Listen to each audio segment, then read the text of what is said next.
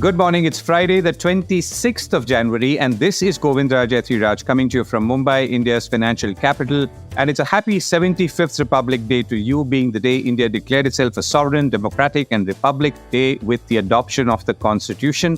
And it's also a financial markets holiday. Our top stories and themes for the day. Indian markets closed marginally up in a truncated week amidst an uncertain outlook. Oil prices rise to the highest level in 8 weeks. Could it go further? How India could get capital from global fund pools beyond emerging markets. India is restricting capital from flowing out but wants its citizens to go into war-torn zones. Some lessons. Tesla shares slide, alarm bells start ringing after Elon Musk says Chinese electric vehicle majors can demolish companies like his.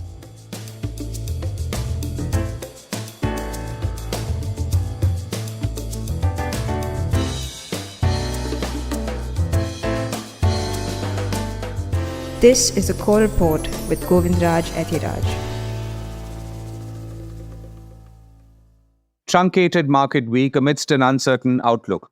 It was a truncated week with just 3 days of trading as opposed to the usual 5. One holiday was calendared, being Republic Day today. The other was not and was abruptly announced late last week, something one should not make a habit of in a globally linked marketplace. The markets were weak and somewhat directionless, under pressure from selling from both foreign institutional investors and domestic investors to some extent via mutual funds, with reports suggesting large redemptions in mutual funds being in turn driven by recent new highs and maybe some wariness on whether the big run would continue. Mutual fund investors pulled out some 17,000 crores from systematic investment plan accounts in December 23, the highest since April 21, and then invested about 6,500 crores. So it's a net positive. December, which of course seems like a long time ago, had seen the Sensex and Nifty rising close to 8%. There is no clear indication at this point whether we will see those levels of redemptions in January, but that is something that's hanging over the market. Back to yesterday, the benchmark BSE Sensex fell 360 points to end at 70,701. The Nifty 50 settled down 101 points, around 21,353. The markets were lower during the day but swung back in the second half of trade. And finally, the US economy's fourth quarter growth beat forecasts, growing 3.3% annualized against predictions of 2%, according to a government's preliminary estimate out on Thursday morning, US time. For all of 2023, the US economy expanded 2.5% thanks to rising personal spending, including during the holidays, business investment, and housing. Meanwhile, the European Central Bank also kept interest rates on hold for a third straight meeting, sticking to its now stated position that cuts may still be some way off. Oil prices hit 8-week highs. In the battle between supply and between those who want to hold prices like the Organization of Petroleum Exporting Countries or OPEC countries, and those who want to earn more money by just supplying oil at almost any cost, being the non-OPEC countries, the former won for now. Oil rose to the highest level in 8 weeks after US inventories fell far more than expected, with crude inventories falling by more than 9 million barrels last week to hit the lowest level since October, according to Bloomberg. Brent crude is now closer to $81 a barrel. Remember, there is a war going on in the Middle East and oil tankers are being fired upon in the Red Sea. Given all of that, oil prices are still doing fine, but precariously poised. There is the China factor now, with the government there hinting at more support for the economy and, for that matter, stock markets, which we talked about yesterday, all of which would boost consumption and thus oil prices.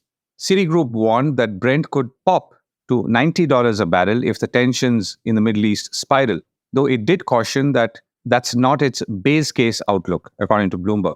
At $80 a barrel, India is still doing okay, but every additional $1 of oil prices going up adds over $1 billion to the oil bill.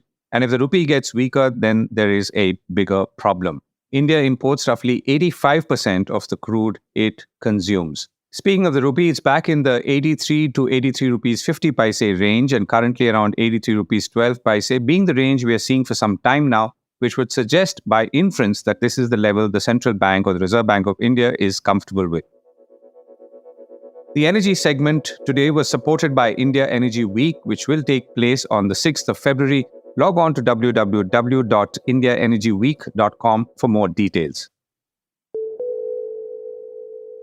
India could benefit from larger capital and fund pools. It is a fact that in Davos, India does not have to sell the larger opportunity anymore, rather the specific opportunities and the mechanics of them, and perhaps where in the country. The other thing that is emerging is that India could be fitting into global capital portfolios as opposed to just emerging market portfolios, which is the traditional benchmark. While all of this may not happen overnight, we are seeing fresh and new flows in debt markets too, apart from equities, though equities are linked more to valuation levels and how expensive the market is perceived at that point of time. I put this question on how flows were looking overall to Mahesh Nandurkar, Managing Director and Head of Research at stockbroking firm Jeffries, in a panel on Equity Outlook for 2024 organized by Baroda BNP Paribas Mutual Fund in Mumbai the day before. We, at Jeffries, start the year, 2024 on an optimistic note. We clearly mindful of the fact that the last couple of years have been very strong for the Indian equity markets in general, and we are sitting as Neelkant, the previous sort of speakers spoke about in terms of the valuation. But we continue to believe that the current market multiples that we are seeing right now, though elevated, there is a reason why it could sustain over a period of time. And we believe that the equity markets would broadly deliver returns in line with the EPS growth, the earnings growth, which we believe is going to be in the range of 12 to 13%. So clearly not as ecstatic a return as we've seen over the last couple of years, but definitely still in the positive territory. Now, clearly the underlying assumption here is that the global liquidity environment, the domestic factors continue to be supportive. I don't really see any big reason why it should change. Our basic thesis here is that as the US Fed begins to starts the rate cut cycle, and the current market expectations are somewhere between 125, 150 basis point of rate cut this year and maybe more going forward. We believe that the US dollar, which has been an extremely strong currency over the last 2 years, will begin to weaken. And that actually is an ideal environment for emerging markets to receive flows. So emerging market as an asset class should be doing much better in that environment, and India will receive its own share of flows, maybe a little bit higher than fair share because of the recent global sort of geopolitical changes that we've been seeing, and what we are seeing, which is the lack of investor interest in some of the other larger markets like China. So that clearly is one of the key factors to keep in mind. Secondly, we continue to believe that the domestic flows environment should also remain optimistic. And clearly the reason is that our analysis shows that at this point in time, only like less than 5% of the total household assets are in equities, whereas that number has been much higher in many other emerging markets, in the range of 8 to 10%. The developed market, that number is much higher in like 20-25% or more than that. So we believe that the current level of equity flows that we're seeing from the domestic investors, while appears to be strong, can definitely sustain, because at an overall level, as a percentage of total savings or a percentage of household balance sheet size, it's still a small number. So with that, as the backdrop, we believe that the economic growth is will be driven more by the investment cycle going forward. Over the last 10 years, we've seen a big down cycle on the investment activities, but we are seeing the re-emergence of the housing market. I am a firm believer that the private capex should also start to show signs of picking up. And that's the reason why we believe that the overall economic growth and the corporate earnings growth should hold quite steady. Obviously, this is very different environment from what we've seen over the last 10 years, which was the period of, I would say, big risk aversion in the domestic economy. And therefore, the stocks and the sectors that performed well over the last 10 years were very different from what it will be over the next 10 years, because the risk appetite in the economy has changed. And maybe we'll touch upon all those things as we go forward. But I kind of definitely sort of want to end my preliminary thoughts on this outlook that we are looking at constructive returns from equity markets going forward. And you've just come back from Davos. So what happened there? Yeah, it's been sort of quite a topical discussion. So Davos, as you all know, all the global leaders, come in, at a point in time. Although I personally believe that Davos is actually, just a small village, if you'll ask me. It really kind of bursts at the seam because we don't really have enough number of sort of hotels, not enough infrastructure in my view. But anyway, I'll not touch upon all those things. But what I'll definitely say is that the two of the very sort of common topics that were discussed there, one is the green energy transition, and secondly AI. That was, those two topics were on everybody's mind. But I would also like to add that India itself had a pretty strong and significant presence, at Davos. We had, 3 or 4 lounges of the government of India. There were several state governments showcasing the opportunities in those respective states for investment opportunities. We had several Indian companies, mostly the IT companies, showcasing, as well. So we could clearly see that Indian contingent was very strong. A lot of global speakers talking about India, in a very positive way. In fact, my personal interactions, with the CEOs of large global asset managers makes me believe that while India has not been on the radar screen of a lot of global mandates or global funds, so to speak, uh, but I think increasingly it is looking up on the radar screen of many global mandates. I'm not talking about Asian mandates or EM mandates. They do invest in India because they are in a way forced to as well. But global mandates don't have any such compulsion to invest. But my interactions suggest that India is now showing up on the radar screens of many such global investors as well. So yes, I would definitely say that I'm coming back with a more optimistic view from there as Gautam, well. I'll just come to you. But is that a shift in let's say the global pools looking at India versus, let's say, dedicated pools? I mean, or is this been happening gradually? Yeah. So, as Neelkant also mentioned, at this point in time, the large part, of foreign money that's there in India is, mostly, through the India dedicated funds or India allocation coming from Asian funds and emerging market funds, and also the sovereign wealth funds and some of the, government-backed funds as well. We have not really seen too many of the global mandates because for a global fund, most of the investors follow MSCI Global or actually as the benchmark, where Indian neutral weight is just about 1.5, 1.6%. So it's a very small market which they can very easily ignore. But what I'll say is that it's a market now at an absolute basis is now almost like 4.4, $4.5 trillion. We are now the fourth largest stock market globally by market cap. We are going to be the third largest economy in GDP terms in a few years' time. So it is clearly showing up, I would say, on the radar of a lot of investors. Okay. Will India cut gold import tariffs from equities to gold? The Ministry of Commerce has backed a long-standing demand for the jewellery industry to reduce import tariffs on gold bars. Government and industry officials told Reuters, amidst concerns that duties were further harming the country's faltering jewellery exports. There is some expectation that an announcement will come in the interim budget due on February 1st or next week. This is an interim budget because the final budget or the actual budget will come after elections, which will take place in April.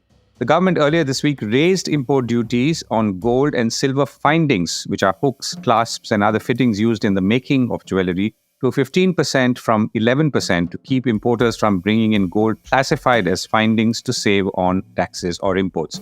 Lower costs would obviously help the viability of India's large gold and diamond jewellery processing industry and help export, a trade ministry official told Reuters. In July 2022, India had raised import duties on gold to 15%, a move which has obviously triggered increased smuggling, as subsequent data has shown as well. Industry officials told Reuters that jewellery exports were dragged down by the resulting higher cost.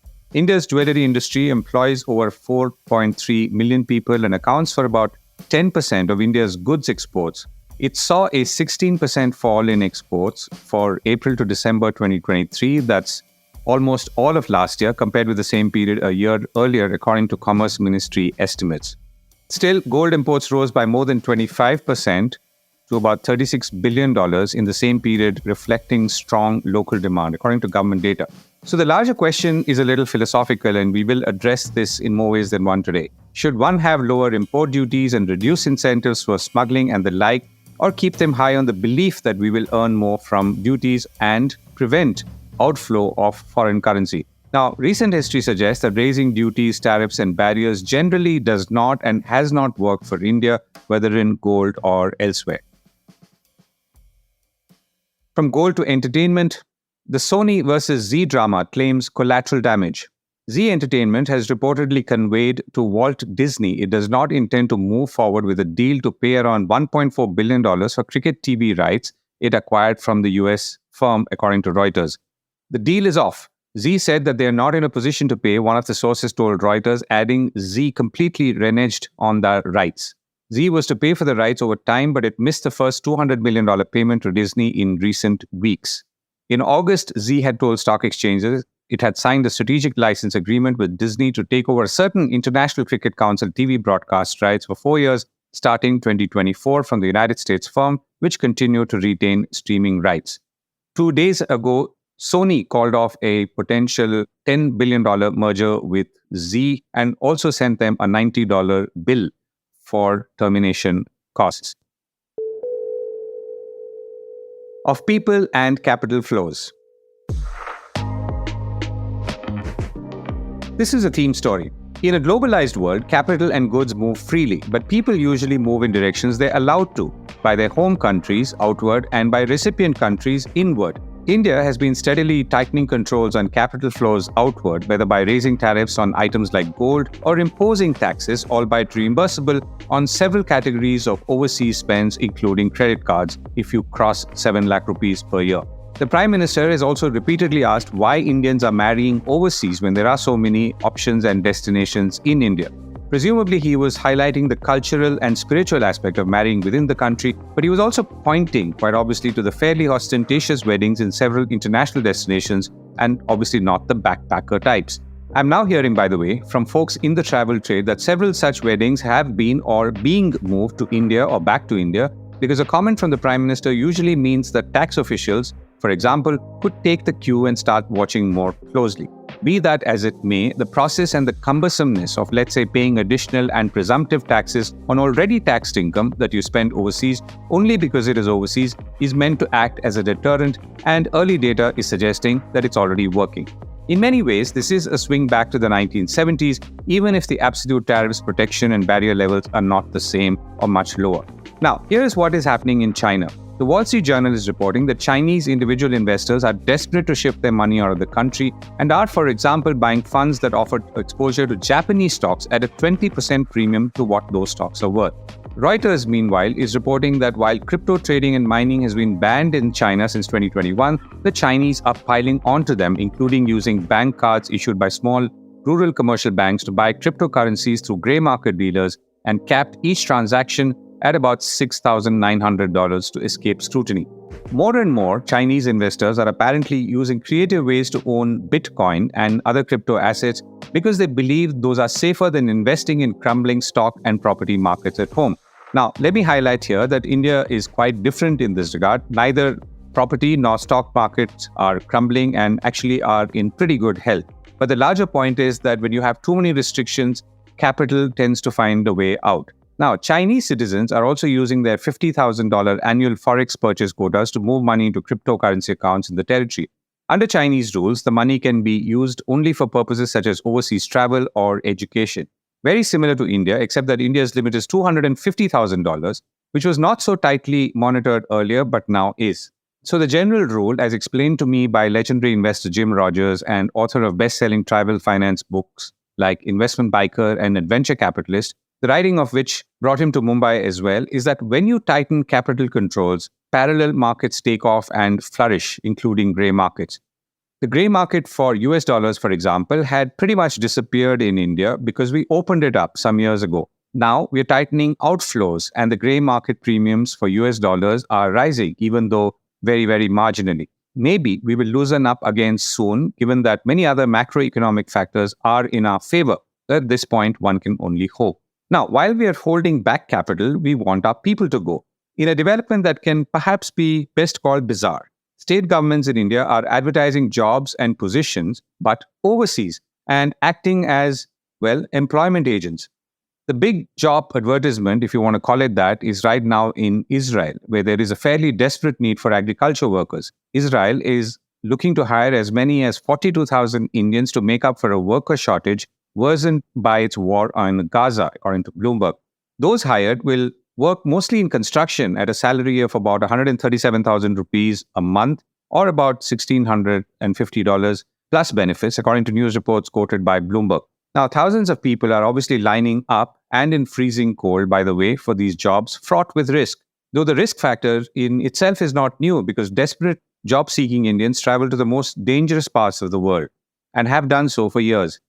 Now, you could, of course, argue that remittances from Indians overseas are at an all-time high, around $125 billion, and workers who go out of India are obviously also contributing to India's economy because they're sending money back, which they are, and they always have. But working in war zones is not quite the same. In almost the same situation, we would have been airlifting our workers out, and guess what? We did exactly that a few months ago. And if you thought everyone was a blue-collar worker, you're wrong. I once met a telecom industry veteran who had earlier worked with a state-owned telecom company that's in India and had just returned after working with various warlords in Somalia. He told me that it was frightening for sure, but he took solace from the fact that all warlords apparently converged on the need for good telecom networks even as they battled each other. The thing was, he just did not look like someone who would land in a war zone for a job, albeit a well-paying one. Now, this was some years ago, but I don't think the underlying sentiment has changed because aspirations are always higher than perhaps what people can access, and nor has the job market improved so much in a wider sense, at least again in the context of aspirations. Tesla brings it all down. Tesla shares fell in pre-market trade on Thursday after the company reported earnings that missed expectations and warned of a slowdown in 2024. Tesla's automotive revenue rose only 1% year-on-year in the fourth quarter of 2023, according to CNBC. If investors were getting a little edgy with all of this, the following statement from Elon Musk surely did not help. He said that Chinese electric automakers would find significant success outside of China, even as his firm Tesla faces intense competition from these same companies. The Chinese car companies are the most competitive car companies in the world. So I think that they will have significant success outside of China depending on what kind of tariffs or trade barriers are established. Frankly, I think if there are not trade barriers established, they will pretty much demolish most other companies in the world. So here we are going around in a circle. We spoke of capital flows which are being constrained, people flows outward that are being opened up or pretty much pushed out, free speech that people like Elon Musk obviously want to open up completely, but then again, trade barriers which he would like to see so that his automotive production is protected in many ways. That's it from me for today. Have a great weekend and a Republic Day once again. See you on Monday.